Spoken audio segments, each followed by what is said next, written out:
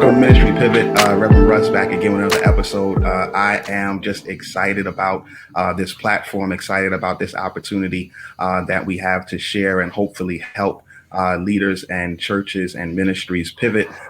Thankful for all of you who've been watching, who've been listening, praying that you are being helped. Today, I have some more guests, some more friends, colleagues, co-laborers in ministry, and we're going to talk about the pivot of budget. Which is something that I know many churches and leaders have been dealing with, grappling with since March, even before that, but in this season. And what does that look like? And so I have first Pastor Daryl Williams, who's Reverend Dr. Daryl Williams, and he is the senior pastor of St. Paul and Oxon Hill, Maryland. He is a great thought leader, a great just man of God and pastor, but also has a keen understanding of what finances look like even before this season and definitely in this season. So we'll hear from him. Then I have also another friend and brother, Reverend Loxley O'Connor, who is our CFO, because at Kingdom Fellowship, where I serve, thank God, shout out my pastor, to Mafolasire. He is our CFO. Reverend Lox helps us and helps lead us in several areas, but he has a ton of experience as well when it comes to finances and what that looks like. And so he will share some of those on today. And then also, not last but not least, I have my brother Wale. I told him before we spoke that I wasn't going to try to say his last name, but Wale is one of the founder of Givelify, and you know Givelify as a awesome giving resource, awesome tool that helps churches around the world to give. And so he's going to share what this pivot looks like on their side. I'm going to ask that all of them, you all just, we thank God that you're here. Appreciate you all taking the time for our listeners and those who are listening or those who are watching. You all know that it's going to be delivered on our podcast on YouTube, as well as iTunes and the other ways that people can hear or listen to it. But I want, if you can, take a couple minutes, and I gave a very brief understanding of who you are, but if you take a couple minutes and just share a little bit more about your background as it pertains to church, and even a little bit as it pertains to finances. Let's start with Reverend O'Connor. Greetings, everyone. I'm Rev Lox. Spent the last 25 years, it seems, dealing directly with church finances, both as CFO and head of different finance committees and expansion, working with expansion committees at large churches, and and definitely here at Kingdom, where I currently serve. I also serve in an economic development role within our district of the AME Church, as well as formerly served as an auditor and financial advisor of the Congress of National Black Churches back in the day, that encompassed all of the major Black church organizations in the country. I'm a CPA by background, and gladly will share everything I can contribute to this conversation. All right. Appreciate it. Wale, can you say your last name, please? And definitely a little bit more about just kind of your background. Sure.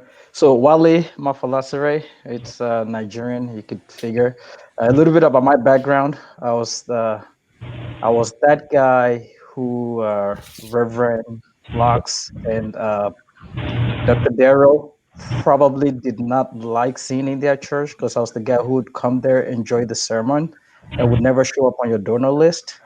Not because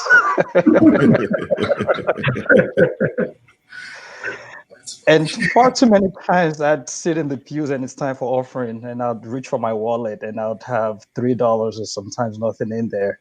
And I'll promise myself that next Sunday on my way to church, I'll remember to stop at the ATM. Or, when I get back to my computer at home, I'd actually set up my online giving so I never find myself in this situation.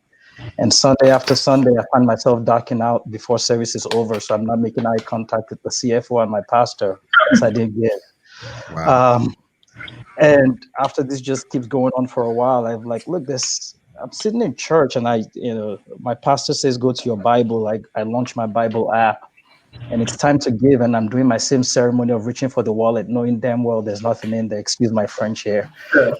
But it clicked at that moment in time. Like, if the smartphone is good enough to be my Bible, there are these moments where I just want to give, and I can't trust myself to remember to go by the ATM. Writing a check is not even an option for me. I don't have any checkbook, and I keep promising myself when I get home, I'll get on the computer and set things up. It never happens. Is there an app I could just go to in these moments? After all, I see these commercials that say there's an app for everything. Is there an app I could go to in those moments and just get it out the way? Because I know once I don't do it in the moment, it might never happen. At that point in time, there weren't any apps there. This was 2013, right around. And so, you know what? Maybe I just build this app so at least the relationship between me, God, my pastor, and our CFO would be better. Little did I know that I was solving that problem for almost 45,000 churches that use Givelify today. That we've helped them raise. This year alone, we'll probably help them raise over $1 billion in people like Wale who were not given before. Yep. Praise God. That's awesome. That's awesome. Dr. Daryl? Dr. Daryl Williams, the senior pastor of the St. Paul Church in Oxon Hill. It's a pleasure to be here. Thanks for having me, Rev Russ. Paul, am a man of two things. Paul, while he was an apostle and a pastor, was also a tent maker.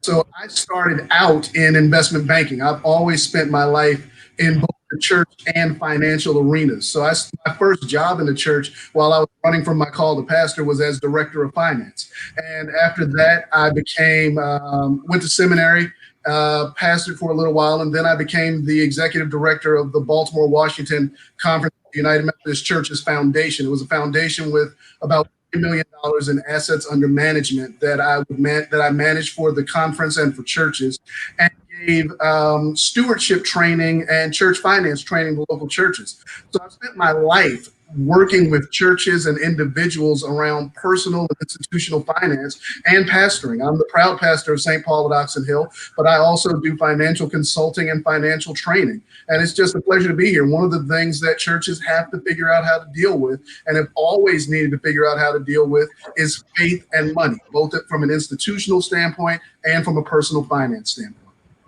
That's great. That's great. That's great. Pastor Daryl, I had you introduce yourself last because I wanted you to go first in this question.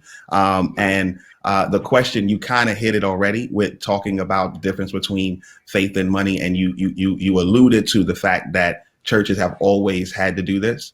But I want to ask you and I sent you all questions, but what are 2 or 3 budgetary practices that churches before COVID should have already instituted? And then what are some practices that since COVID they need to institute? Because your understanding of having both faith and finances together means that you have to have a mindset of that as a church. It's kind of what I'm hearing you say. So I'm gonna say my question again. What are 2 or 3 budgetary practices that churches should have had a part of their practice? And then what are 2 or 3 before COVID? And what are 2 or 3 now since COVID? And I'm going to give it to Pastor Daryl first. And then, of course, I want to hear everybody's thought on that as well. Okay. I'm going to take it. I know you went through all that to ask the question, but I'm going to take it from a slightly different perspective.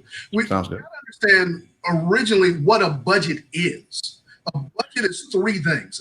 A budget is a statement of mission, a statement of values, and a statement of intent. Oftentimes we think of budgets just as the numbers, just what are we going to do with this money? But it's what is your mission, what are your values, and what are you intending to do? When those 3 things come together, the budget is really a statement of purpose for the money that a church has. And before COVID or after COVID, churches really have to look at what are we trying to do what do we really care about, and how are we trying to do it? Now, that transcends pandemics, that transcends everything, because all too often churches have said, okay, we're going to do our budget this way. What did we spend last year? Can we do that again? Or do we have to raise it or lower it? And that's not that's a financial document, but in a church, that's not a budget. A budget has to encapsulate and encompass the why the church exists, the mission that the church is being called to, and the mission field that the church is being called to. So if there are three things that I would tell you about any budget, now this is before COVID, this is after COVID, this is in the midst of all of this. You have to understand, what is our mission? What are we ultimately trying to do? Churches are trying to make disciples. We're trying to reach the world for Christ. What are our values? Do you value youth? Do you value seniors? Do you value community outreach? If you value those things, you should be budgeting for those things, because all too often we do our budgets based on operations and then whatever's left. So when we figure out what we're trying to do and what our values are, we've got our mission, then we've got our values, and now we lead to intent. What are we intending to do? How does this money move from pew to plate to mission field? So those three things are really the essence of having a budget, whether it's before COVID or after COVID. It has to be more than just numbers on a paper. It has to be hearts, minds, and mission all combined into this one thing. That's great. That's great. I think those three. So we're also, if you're listening or watching, maybe you don't know, maybe first time listening and watching, but we always have show notes. So everything Pastor Daryl said, I'm gonna pull down and put in the show notes in pieces, because I want you to watch the whole thing. And also, I don't want to save it because it sounds like it's a part of a book he's working on. But I want to throw it out to everybody else, Reverend Lox, and then Wale as well. What are some things in that budget? What does that look like now for churches, right? What did it look like before? So I appreciate Pastor Daryl, and I think all of that is totally correct. But what are some other pieces? What to add on to what he talked about, as far as if I'm a church leader now, if I serve on a steward board, the trustee board, I serve on the count team, I'm the senior pastor, and I'm trying to think through my budget in a different way. Let's just deal with post-COVID. What are some things that I should be looking at? Well, I think so. First of all, what Daryl said was so on point. And so now, what churches have to do is to look at the alignment that in their spending priorities between the vision, which is the whole mission, as he stated, and what you now have decided in this post-COVID environment. What are our priorities? What are the things that we, in terms of using, again, is word value? Yeah. Right. What are those things, and what are we spending on? So whether you may pivot because certain things you're no longer doing, you're not in a position to do, you're not gathering together as you did in the past. You're not, those kinds of activities have been shut down, but you're still committed to ministering to people, to meeting needs, getting the gospel message out, and delivery of those. What's going to take to make those happen have to be high priorities and considered, because there are shifts that you will need to make in terms of that, and that's what any church, no matter its size, because oftentimes when we talk about these things, it's very easy for some churches to say, well, you're dealing with much larger things than us. No, all of us are called to deliver the gospel. That's why we exist at the end of the day, right? We go into the world. So how are we going to do that in this environment? And once the pastor has come together with their team and laid that out, your expenditures, your priorities shift accordingly to ensure that that's what's prioritized. You see what I'm saying? Yeah. And in that process, no matter where you are in the organization, you should yourselves align to that. So like, as in a kingdom example, we shifted in terms of our commitment to feeding people, to making sure in this post-COVID environment, we were going to, in this COVID and post-COVID, we're going to make sure that people in need, felt needs were being met. And so we moved funds from ministries that could not and were not engaged to start to make sure that we provided additional resources to our outreach and feeding people. And as we committed resources to that, now in 5 months we can look at what we initially had in our budget for that program. We have spent triple that amount in 5 months. Wow. Right? And so it's how you have then, as I said, you have aligned your priorities, your spending priorities to match the mission, the vision, in terms of what you value. That's it right there. I agree.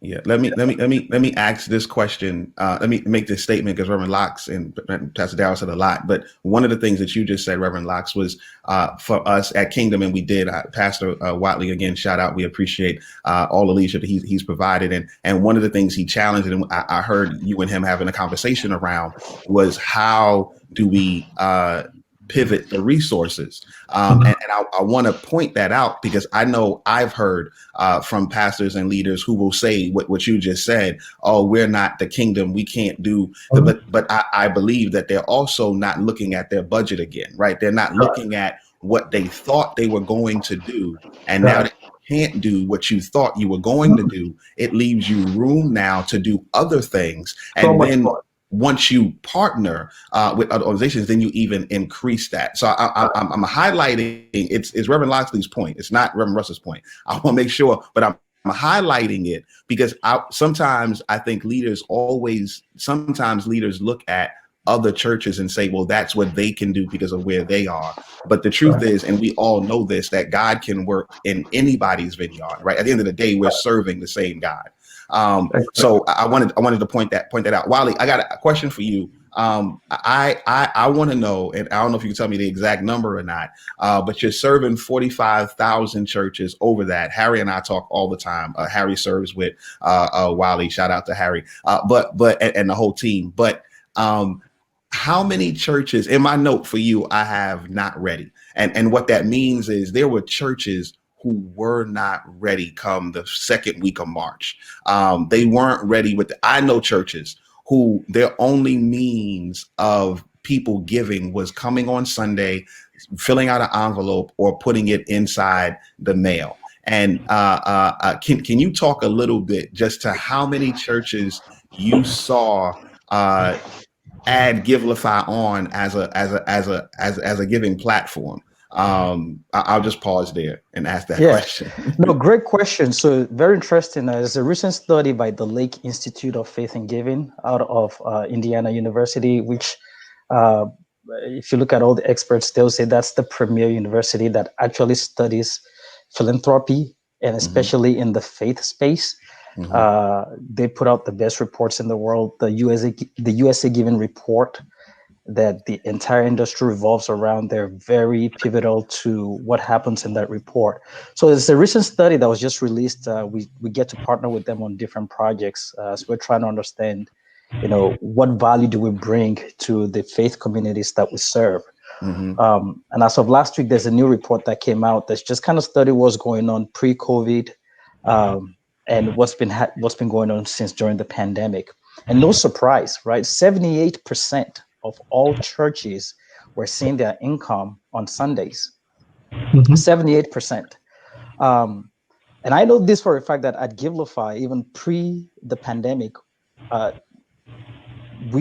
more than half of the donations that we were processing was happening on days other than Sundays.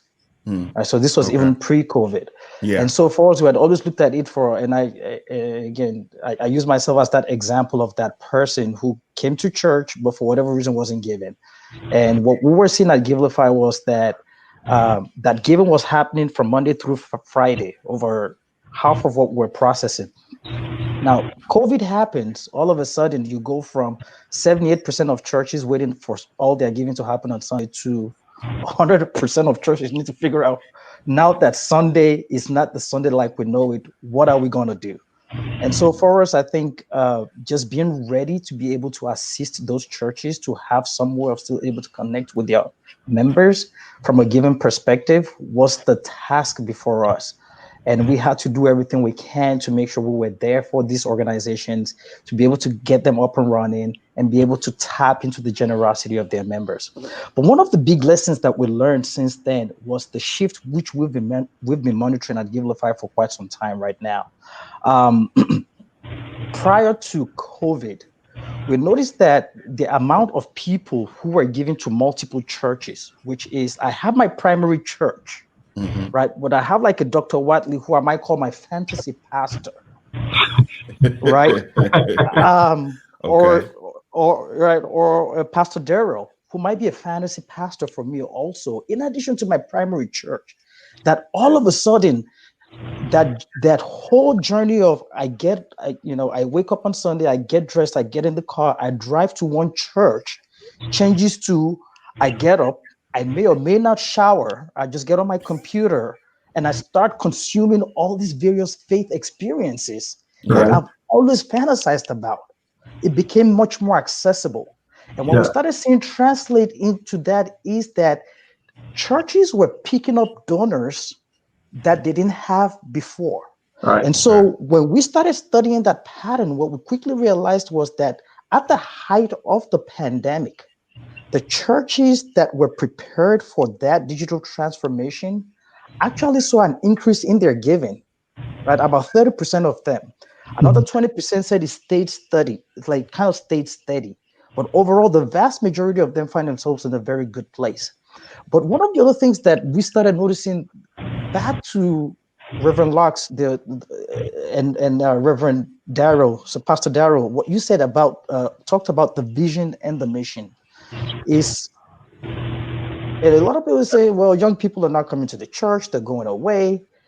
And we just started noticing at the height of the pandemic that there was a newfound appreciation for faith. That with everything that was going on, whether you were receiving news about being laid off from your work, or you're receiving news about a family member caught up in the COVID situation, that the faith communities and the leaders were stepping in.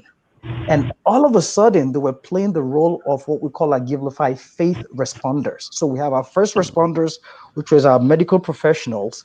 Well, we now have this category of people called faith responders. They're typically the people you call when you got that letter that you've been laid off. They're the people you call when you're on the way to the hospital to go check up on somebody who might be admitted with COVID. And we saw the faith community stepping in there. And what is that translating into? We strongly believe that as church becomes this kind of Amazon experience where I can go online and I can shop for anything I want on Amazon, church is always going to be the same. But there's also going to be this Best Buy experience as well, that I just want to be in the building. And a lot of churches are going to pick up new members from those relationships that they cultivated online. I call it like the online dating game. Right now, church is like the online dating place. At some point in time, we're going to meet in person to know about who we are, right? And the more churches are investing into the online dating game through mission, number one, which is, I need your help today. Someday my job will come back. I won't start out giving you 10%. Maybe I'll start out with 1%. And eventually I'll build my way to 3%, which is the average that's done in the United States. But someday we're going to get back to that physical world. And the churches that are getting it right now understand, you guys are right there, Kingdom, that this online dating game, you got to be really, really good at it. And the way to be really good at it is through mission. Let me ask this question, Wale, and then I'm gonna ask Pastor Daryl and Lox another question as well to go with it. But have you seen, because you said a stat just now that the average person gives 3%, not 10% tithe. They give 3%, and you're okay with them starting at 1%. But you want them to grow, right? As we all want them to grow. But and then you also made another statement about the dating game online, which I know is the fact, because there are a ton of churches on Facebook alone on Sunday morning, and everybody's watching everybody. But that then brings in, we did a pivot a couple weeks ago on worship experience, not your worship service, but that your worship service really needs to be a worship experience. And I think that is going to be one of the things that I know we've worked hard at it at Kingdom. Pastor Daryl, I know I've seen you and I've made comments to you about your online experience and how great it is. But I think that is a point that I want to ask you, Wale, when it comes to new donors giving on Givelify, do you see more new donors giving? And I'm assuming you have some understanding of the type of church that they're giving to. My assumption, and I could be wrong, and I'm asking you the question, my assumption is that more of your new donors are giving to churches that are increasing their worship experience versus just the churches who just got online with Givelify. Is that a right assumption? My question is, where are more of the new donors coming from that you're seeing? Yeah, definitely. It's a good question. So what we're seeing right now, and we've been tracking this data for over 5 years, right? So before 5% of on a weekly basis, less than 5% of the people who give on Givelify give to multiple organizations. At the height of the pandemic, that number grew to 20%, right? Think about it, right? So 1 in every 5 person is giving to multiple organizations. Wow. And so the concept of tithe is changing in people's minds, because now that tithe that used to go to one place, I'm splitting it to multiple, what I call my fantasy pastors, right? And the more you appeal to my fantasy of what a faith experience got to be like, chances are on any given Sunday, right, you could get a higher percentage of what that means. And I think that continues to be the opportunities for churches to think about, yes, it's service, but online, I call it the online dating game. I like the word you use. It has to turn into an experience. Yeah. And every experience starts with, how do I get somebody that is just meeting me for the first time to saying I'm their preferred partner? Because this is not a monogamous relationship anymore. Yeah. Yeah. No, that's good. Pastor Daryl, let me ask you the question from the new donors, right? And we assume, and Wale probably can help us a little bit. I know I didn't send you that time, so you don't have like exact numbers, but age range of people who are giving. But Pastor Daryl, as serving at a church where you have, I would say, a pretty good mix. Kingdom, our church is a good mix as well, but we're tracking along with our pastor. He's the founding pastor, so we're tracking along in his age bracket. Pastor Daryl, you were elected into that church. You were selected into that church, so your giving is a little, your mix is a little bit different. You have probably a little more of the seasoned saints than we do. Can you just talk a little bit for the pastor who's thinking about, okay, cool, I get that my budget should match my mission and my purpose, but I have these people who expect a certain type of thing. I can't deliver that thing this way because we're online, so it looks a little bit different. Can you just talk a little bit around what are some key things in that budget, key things week to week or even month to month that you're looking at as a pastor who's has a balance of or a mix of a church? Let me say it that way. Does that make sense? I like to call it a multi-generational church because I had plenty of people in generations before me. Now I'm bringing in people my age and younger. So we're kind of tossing the salad, to use an analogy. The tough part is you come into a church where the median age is significantly older than the pastor, is that the expectations are based in a different standpoint and different viewpoint of the generation. Yeah. I'm in my 7th year at St. Paul. So we have worked diligently to both bring in new people to shift the culture, but also to honor the culture that's been there. Because what we do know, and Wale made a good point about this, people don't start at tithing.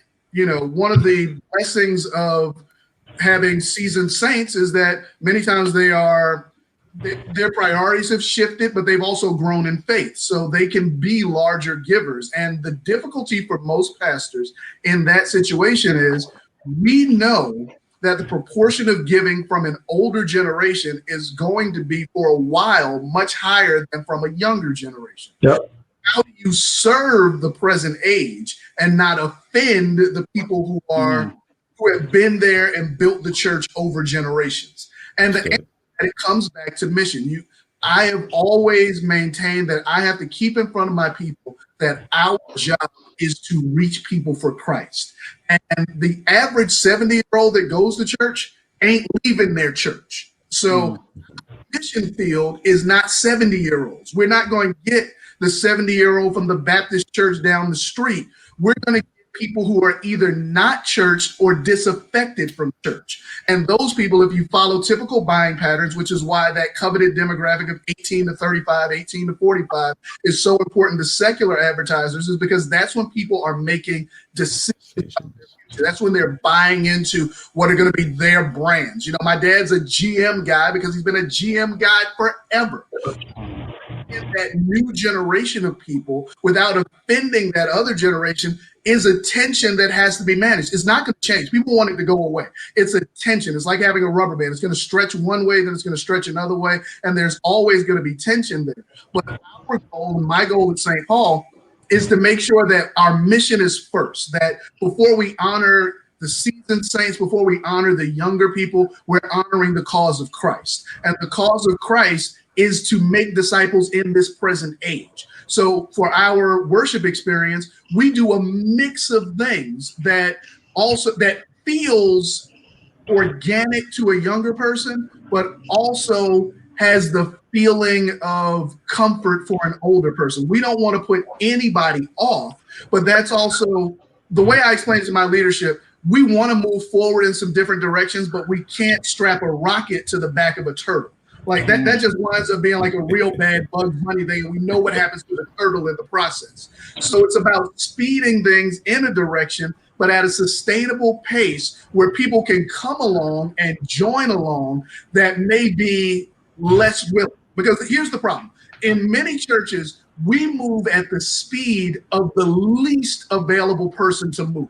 So we always are ratcheting back to the person that doesn't want to move at all. So we do what's not even incremental change, but really evolutionary change. It's going to take generation after generation. And we don't live in a world anymore where people just go to church or where people feel shame for not going to church. So if we're trying to address the culture and meet the culture where it is, we're going to lose generation after generation after generation. And eventually, this is what happens to the finances of a church. A church can be in decline for a long time and still have healthy finances because you're simply getting more out of less people. The problem with that is if you're a one-generation church, they're all going to go to be with Jesus at the same time. You can be doing really well and fall off a cliff because there's nobody on the back end to backfill the giving, the mission, and the ministry. So what we're really doing our best to do is to make our experience one that's translatable across generations, comfortable no matter where you're coming in from, but always leading you to the cause of Christ of making disciples, getting people in line with Jesus, and moving people into deeper relationships with God.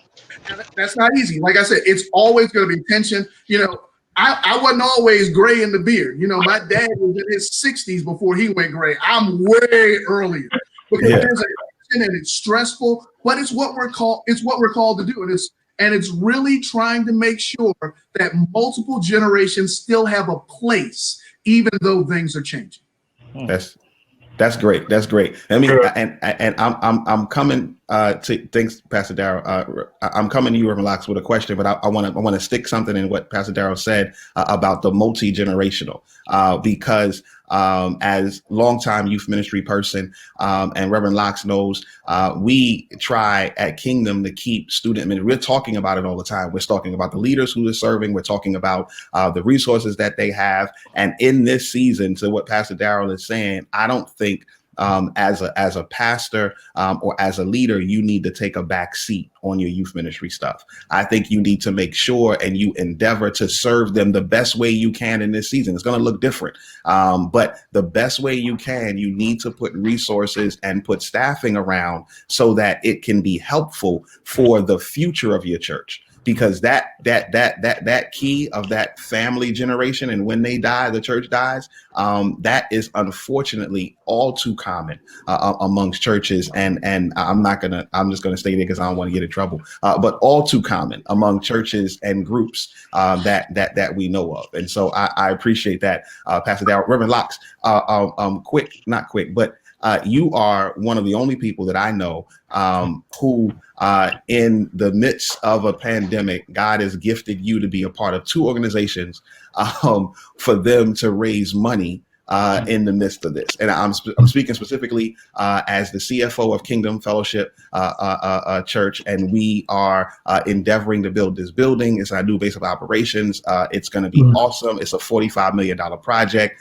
In the midst of the pandemic, Pastor Wale has said we're going to keep moving forward. And when he says that, he talks with you about it, but then you push it through. At the same time, you are also, I don't know what the title is for our bishop. Shout out Bishop James Davis if he watches.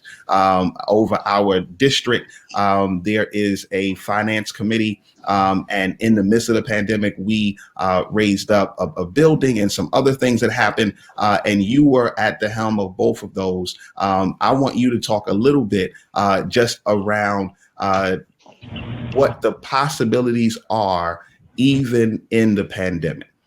Because I think those two examples to me speak to the possibilities, speak to how this moment can actually be a moment of opportunity if, back to what Pastor Daryl said, the mission and the purpose is right.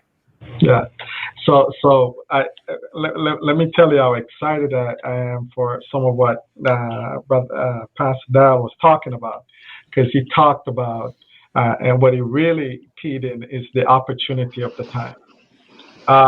Where you would not have moved if we were all still doing business as usual, the pandemic gave the perfect situation.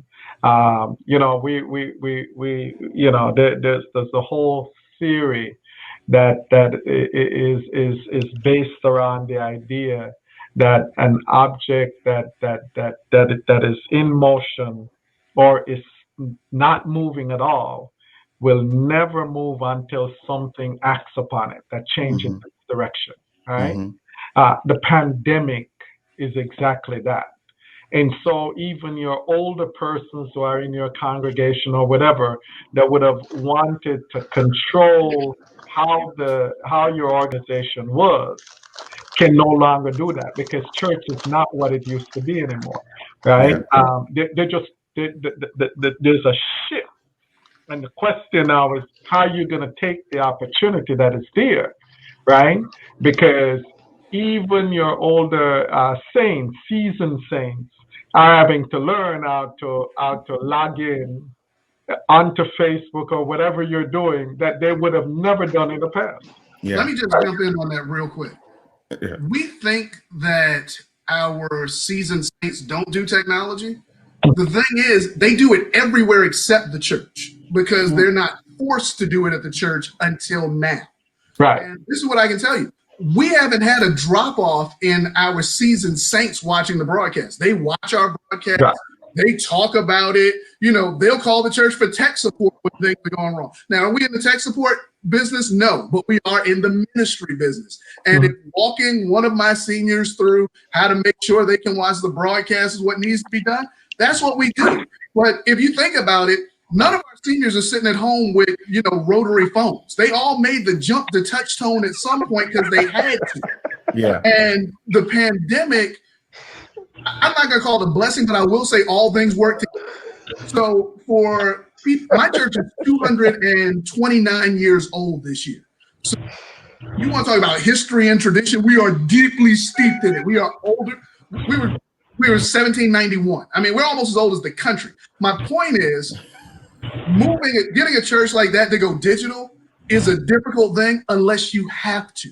And the folk at my church realize we'd rather be in the building, but we don't want to not do anything. So for anybody that's kind of sitting and thinking, but I've got older people, trust me, they got kids, they got grandkids, they got all types of people that will do the tech support for them because they need to do it in other areas. The church is the one place where we say, we'll just stay behind the curve and keep people comfortable. This is our opportunity to catch up to the curve. And really, I believe that the church should be pushing the curve. We are the people who should be leading out. And sometimes we lead out of necessity. And the fact that we can't go into our buildings, pastors have said this over and over again. What would our church be if we lost our building? We usually say it kind of under the worst case scenario, the building burns down, we would still find a way. Well, now the buildings haven't burned down, but depending on the country, you can't go strolling up in them. And even if you could, you got numbers restrictions, you got cleaning.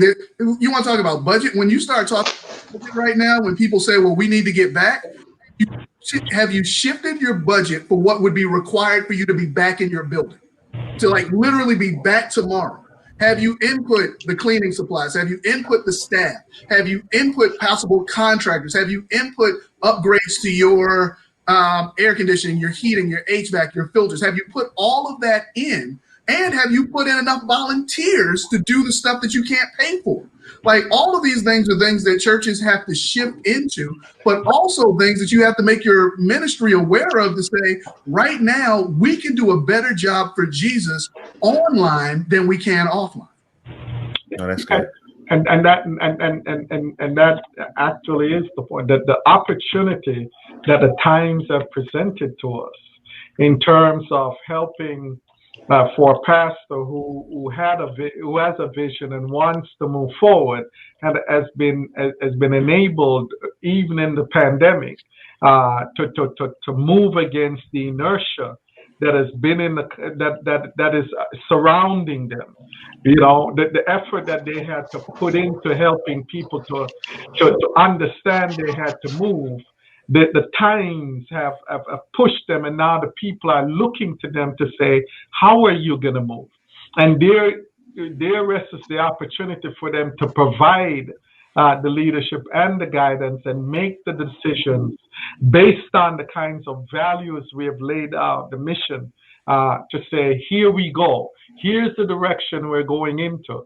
Here are the opportunities. You have small churches, because when you talk about places like Kingdom, yes, we go out, we initiate capital campaign to raise $5 million, and we put together resources, and we're communicating with people through all of the things we can do through the monies we've shifted into our audio visual and all of that kind of stuff.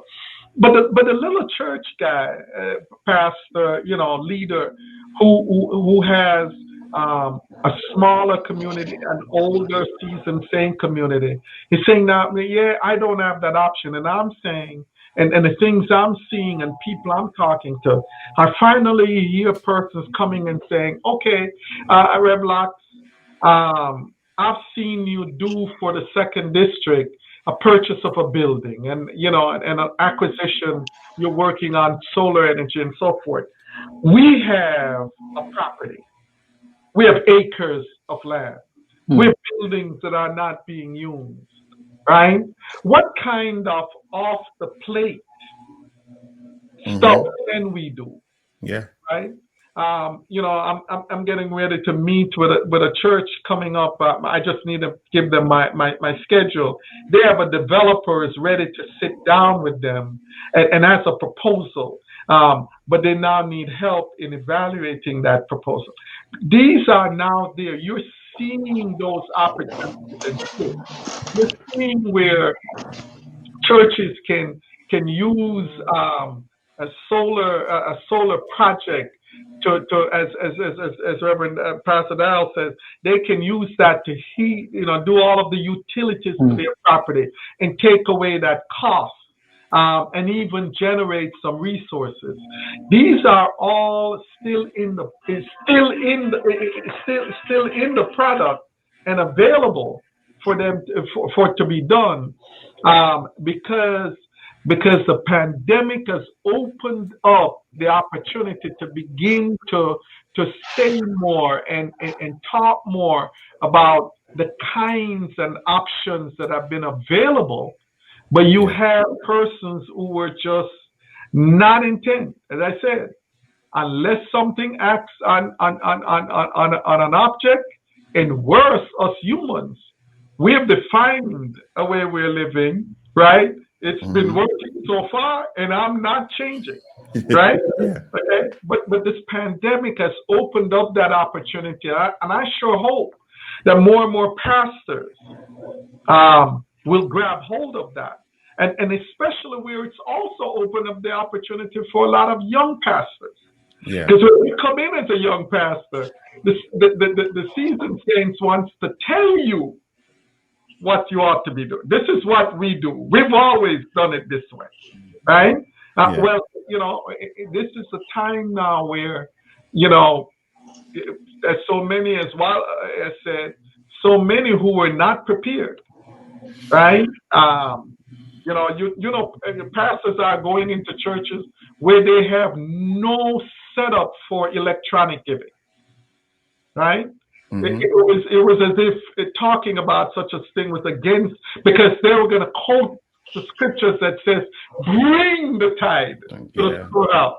So anything else you did was as if you were sinning.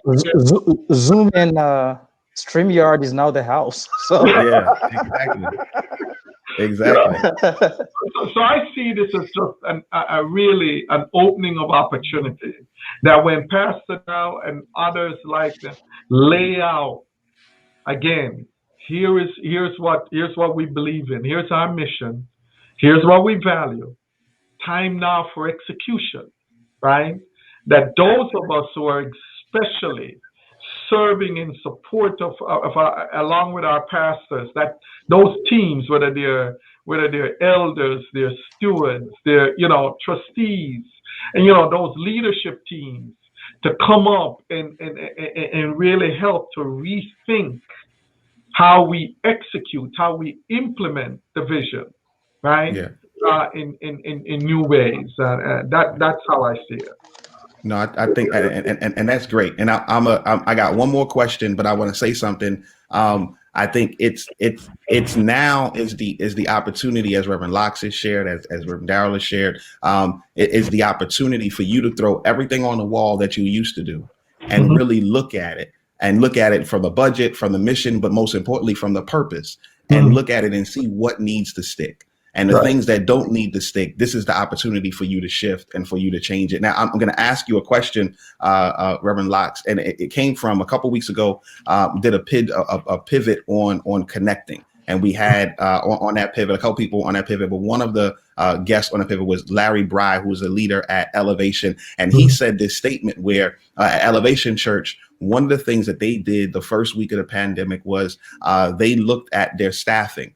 And if you were a part of the staff and you did answering phone calls or dealing with kids, they shifted it. So they didn't let you go. They didn't furlough. What they did was they shifted it and they put you into a new role. And for me, that was budget, right? That's a way to shift what that looks like. And I want to ask you the question, Reverend Lox, and everybody can talk about it as well. But what does the pivot look like on your budget as it concerns staffing? What are some things? I know what we've done at Kingdom, but I don't need to say it because you're here.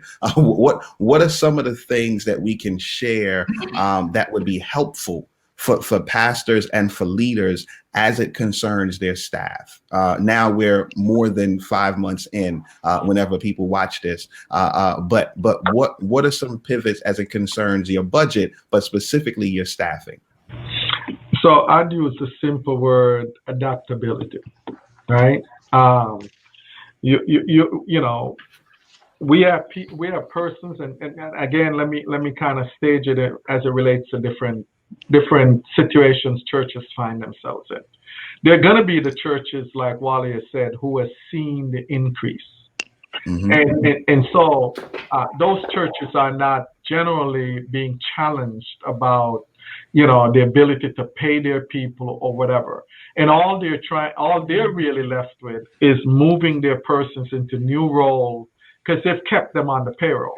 And how do we maximize what I can get from them, right? So you've got those churches. Then you have a whole other group of churches who are finding themselves with reduced resources, right? Mm. They can't make they cannot pay everybody, all right?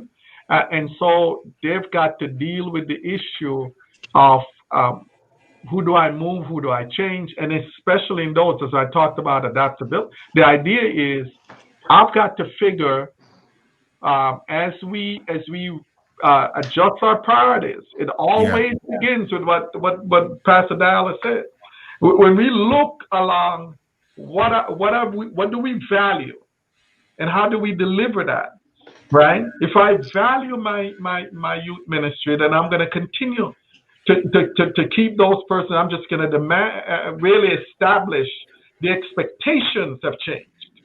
So you're not going to be on campus as you used to be, but physically. But I expect at the same time you'll found a way to make a hook between the students and wherever they are in terms of delivering. Your student, your young teenagers or stuff must still be ministered to. All right. Yeah.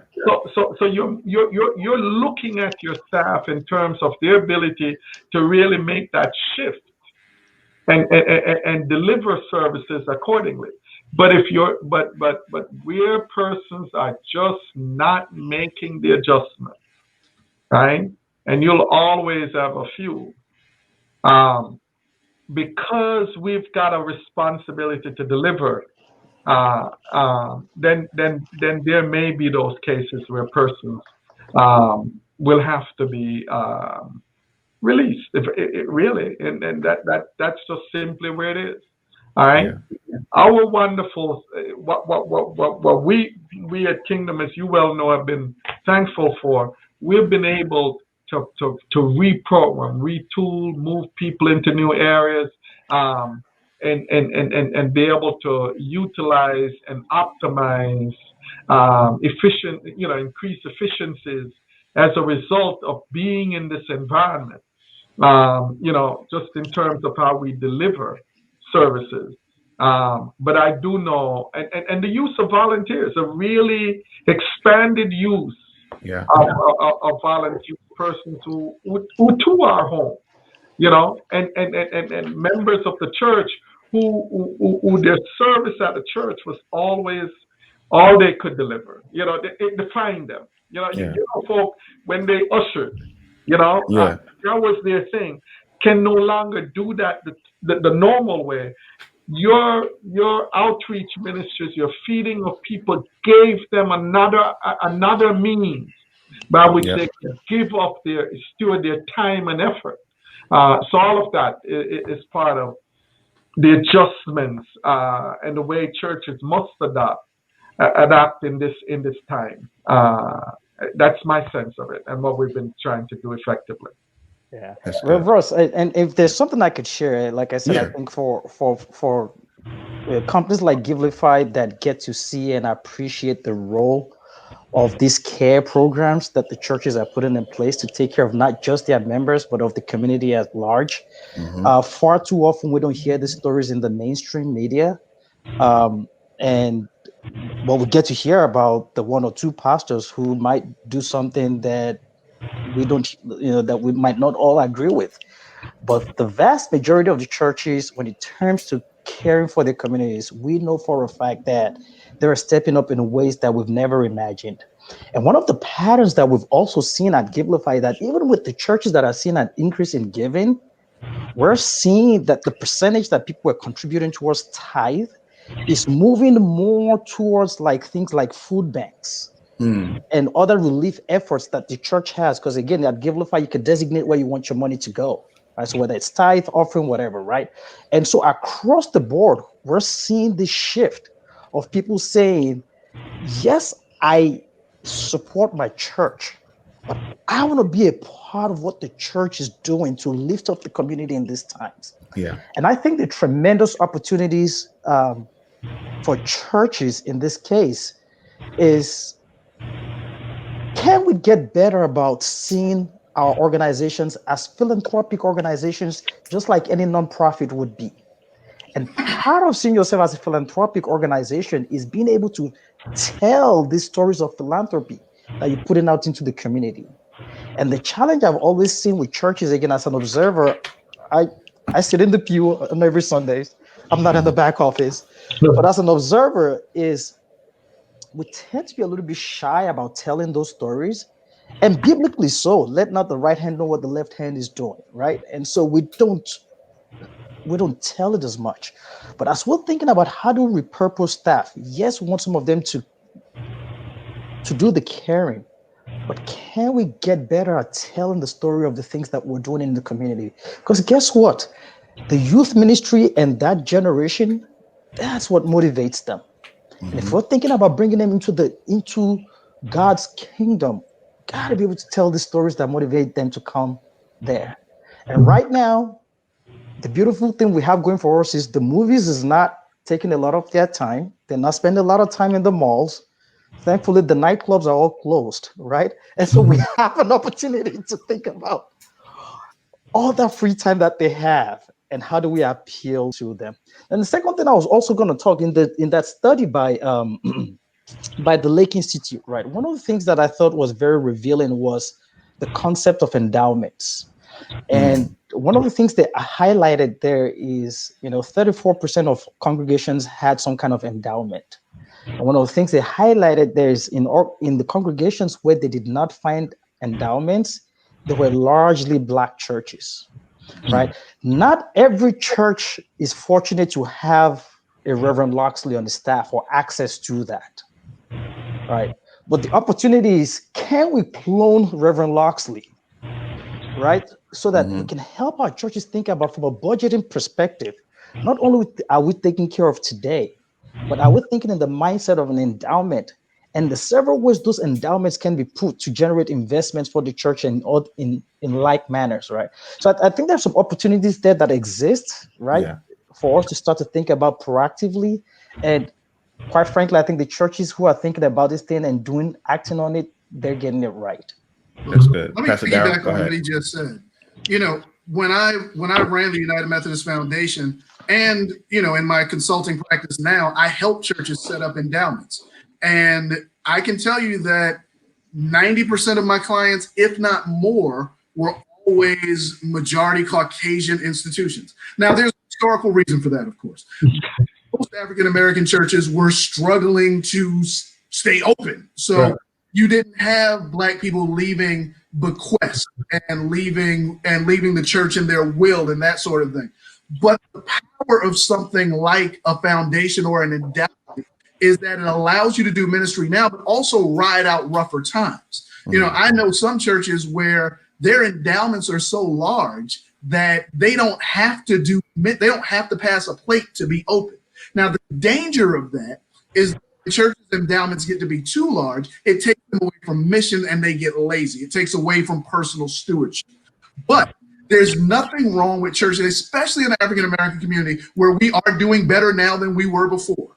Being able to set up endowments, long-term investments that are not there as savings accounts, but that are there as investments where you only use some of the interest so that for generations that builds. Times like this, where you may be able to save a position by funding it through the endowment because you can't fund it through the collection plate. But those types of shifts have to become normative in churches, where we begin to use the tools that every other philanthropic organization uses to fund ourselves and do our work. Here's the thing. Nobody else is going to do this. Nobody else is going. There may be other people who will do education. There may be other people who will do food banks. No one else is going to lift the cause of Christ. And this is what all of us know. Your school has hit you up for money. The Word Network has hit you up for money. TBN has asked you to do a charitable gift annuity. Anybody that's got your name on a mailing list has asked you for money, and you may not even know them.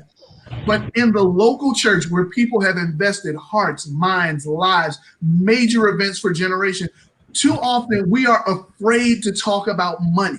And one of the reasons we're afraid to talk about money is because you got a couple guys with jets where the average pastor works a second job.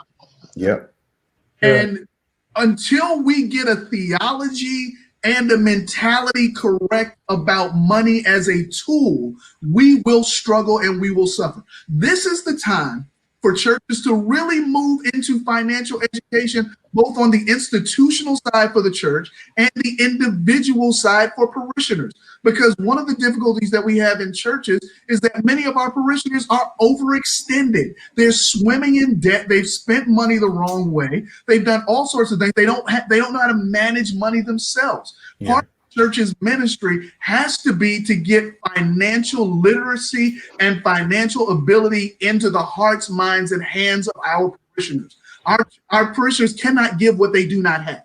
It doesn't matter if you're waiting for the plate or using Givelify. If you ain't got it, you can't give it. You can't give it. Things about the church is we have to be as bold as Jesus was and as bold as the Bible is in telling people, listen, the love of money is the root of all kinds of evil, but the good use of money is for the building of the kingdom. And that's a shift. That's a pivot that we have to make in churches. And this is a time to do it because we're seeing the ramifications of being only plate dependent. If you're plate dependent, you will run into times like, and listen, the coronavirus has been different, but you had the dot-com bubble burst. You had the recession of 08. These cyclical things happen all the time, and the churches ride them out, but we can be in better position for them if we're strategic in our planning and we optimize our ability to help our parishioners be good stewards and then steward what they give well ourselves. Yeah, no, that's good. That's good, Pastor Daryl. And we're almost at time. And what I want to do is I want to piggyback on what you just said. And then Wale, I want you now. I think I know what you're going to say for one of these questions, Wale. So I'm gonna let everybody else talk too. But the three questions are, and Daryl, I'm starting with you. I always ask the three. It's how do we do this pivot? And Daryl, for you, I'm Pastor Daryl, Dr. Daryl. I'm looking specifically around the endowment piece. Like, what's the first step? Is there an article? If there's an article, I'll tag it in the show notes. But that type of thing. So how? Then resources. Wally, this is the one that I know what you're going to say. But a resource for giving would obviously be Givelify. But what are some resources that people will do? And then the fourth one. So how? What resources? And the last one is always future. And Wally, I really want to hear from you on this one. Is where do you think giving trends and patterns are going to be going? What does giving look like in 2025? Is everybody with a chip on their hand? I doubt it in the marketplace. I'm just making jokes. But the point is, where do we think giving is going? Where do we think budget is going for churches? But Pastor Daryl, if you could, and if you want to, you can do all three. You can do how, resources, and future if you want. But I definitely want you to talk about how when it comes to some of the stuff that you just spoke about, because we know it's right. We know it makes sense. But I'm not clear that many leaders or pastors know how to take the first step to even creating what that looks like. Okay. First, I'm going to do a shameless plug. Just hit me up. That is right on your screen is my Instagram and my Twitter. I check them both. I'm sure that it'll be in the show notes. I'm gonna put all your stuff in the show notes, except for the home address. Show notes. Okay. This is literally what I used to do for a living, and it's not as hard or complicated as it sounds. Many times we only know what we know because we only know who we know. I am a person that believes in the kingdom of God. I believe in the capital C church. I'm not here to help St. Paul Church. I'm here to help the church. And really getting to an endowment is sitting down with a pastor and some leaders. And it goes back to the same thing. Knowing your mission, creating a vision, and moving towards implementation. It's about putting some basic documents together, some basic thoughts together about how you want your church to operate in the future. It's what are the steps we want to make now? What is the legacy we want to leave now to make sure that beyond our time, our church will still be strong and the cause of Christ will still be championed where we have been. So the first and the how is you got to reach out and get some help. You can go on the internet and do it, but it really does help if you talk to somebody. I'm willing to help anybody who reaches out. The what, you got to be clear about those three things that we started off on. What's your mission? What are your values? What are you going to do to implement them? Those three things, you can begin to walk boldly into the future, because what you ultimately have to do is remember that your past and your future are related but not the same. Which means that there may be some things in your past that you have to walk away from to walk into the future that God is calling you to. Remember, God says, behold, I do a new thing. When God says I do a new thing, he's often telling you, you got to let go of the old new thing that I did because I'm trying to do a new thing. Now, when you talk about resources, we at St. Paul, and this is unpaid endorsement, we use Givelify. We use Givelify because it's simple, it's easy, and it works. And they do a wonderful job of customer service. But when you want to use resources, you've got to pull on all the resources available. At St. Paul, there are 4 different ways that you can give to the church. And we make those all available because we remember that our audience is wide. There are some people who are not going to write a check, but there are some people who are not going to use Givelify. So we got to put everything there in between so that everybody has a chance to be a part of what we're trying to do. Every church wants to reach every person, but your first person that you have to reach are the people that are in your pews. You've got to communicate, and reach out to the people who are supporting you now, because that's the only way for you to expand and deepen their support in the future. Russ, thanks so much for having me. That's good. Thanks, Daryl. Pastor Daryl, just give us a list of the people who don't want to use Givelify. We'll be praying for them. That's good. Reverend Lox, I mean, can I get yours? Your how, your resources, in your future, if we can run through those. Well, I think the how has already been said. At the end of the day, as we look forward to where we're going, I do believe the key thing here is a clear communication of vision, a very clear.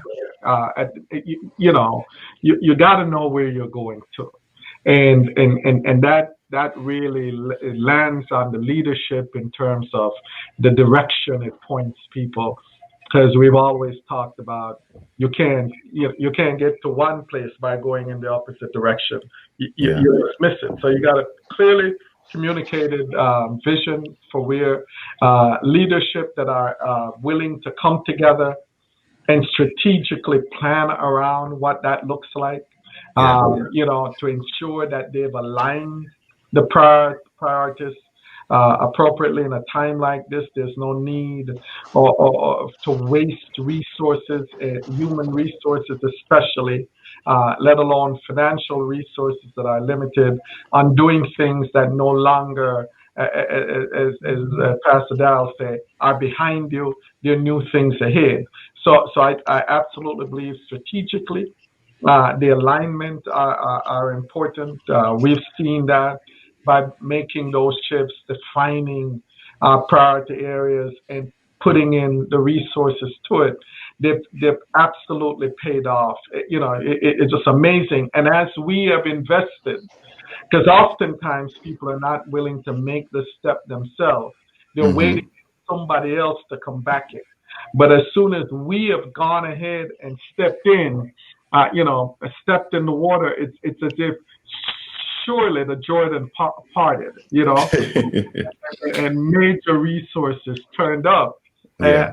So I'm certainly not being disingenuous when I said we have spent 3 times what we intended to spend, because people, partnerships, all sought us out, right? Yeah. Just on the basis of seeing what we were doing. So the future for me is exciting, right? I mean, simply, it's exciting because all of the rules of church have been knocked out. All of the rules, right? And all of the persons who were holding up church, the pillars of the church, they too have now had to take some amount of back seat, right? Yeah. And open themselves up to the ideas, the thoughts, the suggestions of a new generation of folks who are willing to be bold, the Joshuas of our church, who are willing to be bold and take bold steps aligned to the vision that has been laid out. So it's exciting because you're seeing spaces where persons who wanted to engage, who Yeah. wanted to contribute their skill, who wanted to say, I can do this, right? Are now turning up, right? And saying, yeah, I have the opportunity. Yeah, go ahead. And you're seeing just wonderful things being produced, as you well know, with coming out of just a vast array of volunteers and the like who are serving people. One of our leaders said to me in a conversation that in a time like this, right? The best way, and only way, because they're not gathering, that people get an opportunity to express their faith position and where they're connected to their church, is the opportunities we present them, not only one to give of their resources, their finances, but also to give up themselves in terms of the opportunities we make available. Yeah. Now we're out in the community. We're more in the community than we've ever been. Pastor saying we had once thought about being a church in multiple locations, and we were looking at it in terms of physical building and worship space. But we were a church in multiple locations for every week. Yep. We're at multiple places serving the people of God. Yeah. We're in different housing spaces. We're in community centers. We're on parking lots, serving people who have come and gathered and expressed their appreciation for the fact that we are meeting their needs, and in those ways are open even more so to the gospel. So I see the future as really exciting, and that for us in this ministry pivot period, money follows ministry. Yeah. Right? So as you develop ministry and move ministry, you see, because the Lord himself said, right, that I will supply your need. Your salvific need, your emotional need, and your need for financial resources, and that's where I think, and as each of us, whatever we get, how it multiplies it. Let's not bury the resources now. Let's really do the work of ministry. Yeah, no, I think that's great. Let me, Wale, the other two questions, but I know specifically around the future. What do you see trends being as it concerns churches and budgets and giving? And then I'll have a couple comments, and then we'll wrap. But Wale, I want you to help us with that. Yeah, definitely. So it's tough for me to give advice to churches, having never served on any church committee.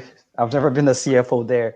But one of the things I think we've been blessed is we get to analyze data from almost $2 billion in donations that we've processed. Yeah. And try to look at patterns that are there. And can we use that to, can we share those patterns and see how it helps shape the future of things? And one of the things I've always appreciated about Kingdom, Pastor Watson talked about how they used to make investment into families, right? So if you're getting married, you're about to start a family, the church supports you through all of that. And I remember the first time I heard it, I'm like, man, this is just genius. This guy is taking a playbook from Silicon Valley in how they invest in business startups, right? And make the investment into the startups. Yeah, some will fail, that's great. But there'll be a few that will do very, very well, generate the return that allows us to continue, right, to invest into more companies. Yeah. And I've always seen, like, I feel like it's something that as faith leaders, we can continue to embrace. We're Yeah. doing it today, and we're investing into these families at the time that they need us. Yeah. We're investing resources, we're investing time, Yeah. checking up on them using volunteers. And there's going to be a few of them that maybe it's worth investment or not. We don't know. That's what Christ called us to do. Yeah. But financially, there's going to be a few of those investments that will turn out really good for the future of executing on the mission Yeah. that Yeah. God has called us to do. Yeah. And so for me, as I look at these things, it's like, yes, we're making investments. We got to tell the stories. And for a fact, I appreciate you guys are doing the building, because we got to think about all these new relationships we're cultivating online. At some point in time, we're going to meet for a physical date in a building. It's not too far off. Once the vaccines start getting here, people will feel comfortable for meeting physically on that date. And what's that building experience got to be like? Now's the time to start thinking about that right now. As we're thinking about the online experience, what's that physical experience going to be? So I think you guys are all doing it the right way. And the last piece of this is this: people are going to continue to give to multiple churches. And, it's just what it is. Yeah. It's that's here to stay. And the opportunity for churches to think about this is, can I be one of those churches that's one of their multiples? Because we're going to consume this faith experience in new ways. It's going to be like an Amazon experience where I go to one place, I can consume multiple things. I get on my computer, I can consume multiple pastors. That's what I'm doing today. As much as I'm Yeah. watching Pastor Watley, I'm watching my local pastor as well. As much as I will be watching Pastor Daryl, I'm going to be watching some of my favorite pastors in California as well. And I'm going to give to all of them too. And so we see that future there is like, it's not monogamous anyway. And we got to make sure that we have a space. I call it's like the mall. You got to have a space in the mall so that those who are just shopping by can stop in there and be able to give to you. Givelify is one of those places that's like the mall. Establish a presence there so you can make sure that those bypassers, when they feel it, they want to support you, they could find you there also. Yeah. Yeah, no, I think that's great. I appreciate you all being on. I'm just going to add two quick things. The one is, I do think, and I think I heard us say it, but I do think there's an opportunity now as well. And Wale has said it from his data at Givelify, with people wanting to give to mission, and we've talked about mission and purpose. So hopefully, if you're listening, you've heard that. But I do think, and Reverend Loxley and I have talked about this on staff, that there is an opportunity for churches to be a part of giving outside of just Sunday. I think that's the opportunity. The opportunity is not just linked to what we do on Sunday, and of course not just linked to Christ, even though Christ is the banner, Christ is the focus, but there's an opportunity for people who want to give to organizations who are doing good work.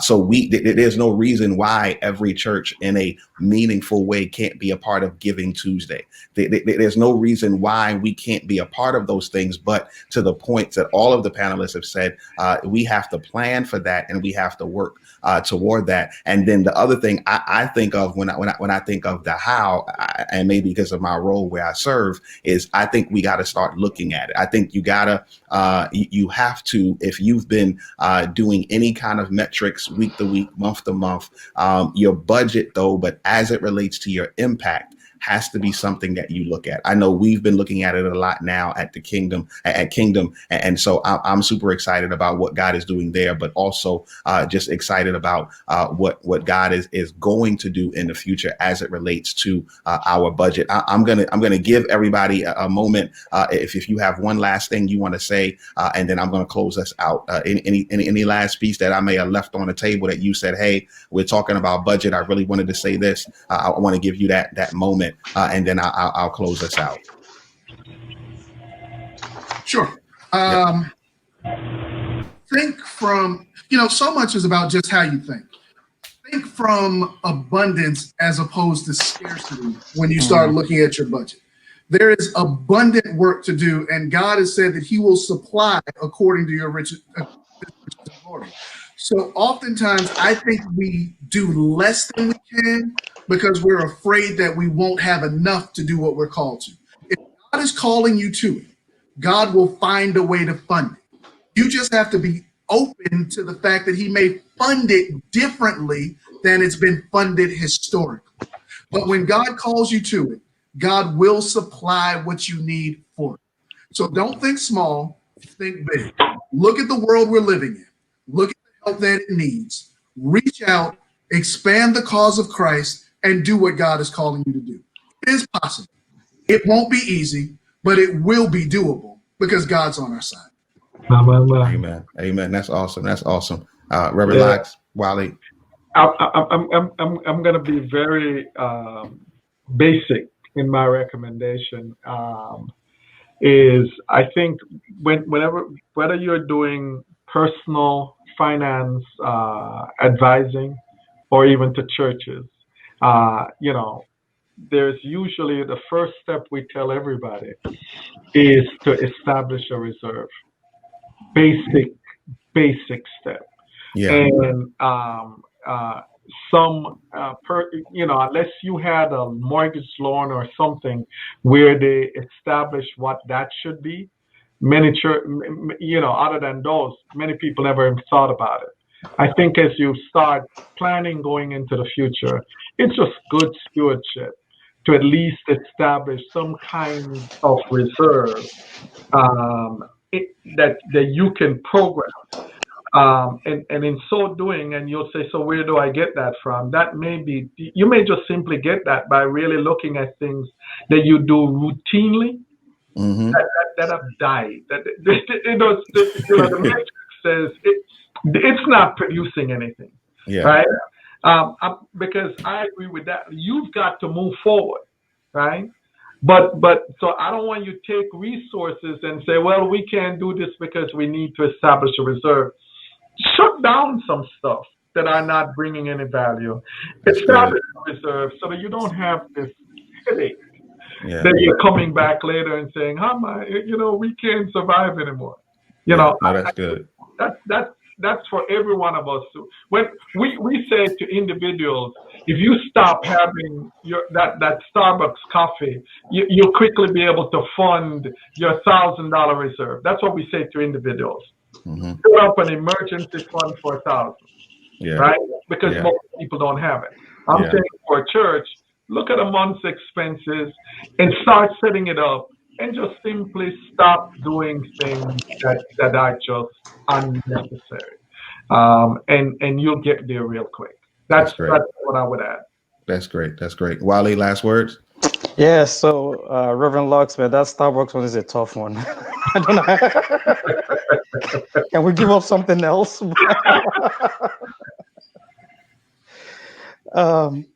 So again, I'm going to cite this study from the Lake Institute, and one of the things that they said they want to study is this concept of Zoom fatigue, right? So I'm going to introduce that word here, Zoom fatigue. And it covers a whole bunch of things, from people just getting tired of seeing themselves in these video sessions and things like that, right? And we've talked about this also, that beyond the pandemic, church will return. How many people are we going to bring with us when church returns, as things like Zoom fatigue and all of those things start to manifest themselves in other ways? And how does that translate into, because we know an engaged member of what we're trying to do at church is going to be an engaged giver as well, provided the tools to make it easy for that person to give are there. So I want to say, even as we're thinking about navigating the pandemic, it's a good time to start thinking about what happens. Normal will not be the same, but you all know this. You're going to pick up a lot of new members after this. And how do we start thinking about nurturing them, discipleship for them?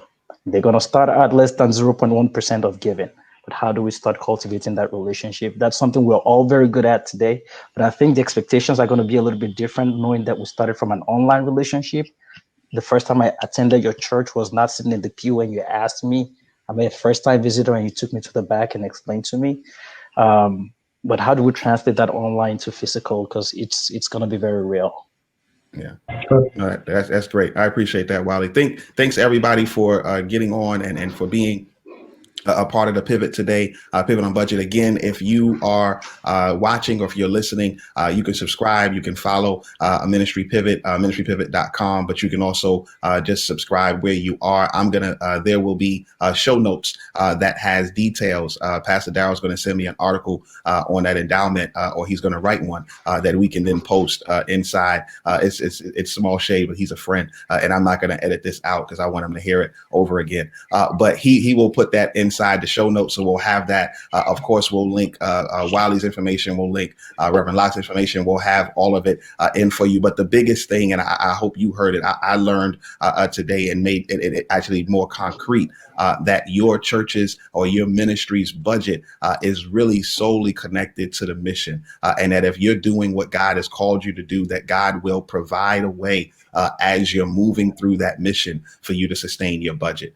And so I'm just excited to hear about the testimonies. Again, you can email in at the information that's given to you on the website if you have questions or comments or thoughts through this specific pivot or through any of the other ministry pivots. And so hopefully this one again was helpful for you, and you'll come back and listen every second and third Thursday. We'll release another ministry pivot in order to help you grow, in order to help you seek and seize the opportunity that we have in this season that we're in, the season that God is still in control of. Again, thanks for watching on today. I look forward to hearing from you soon as we move forward together and as we pivot the way God has moved us. God bless.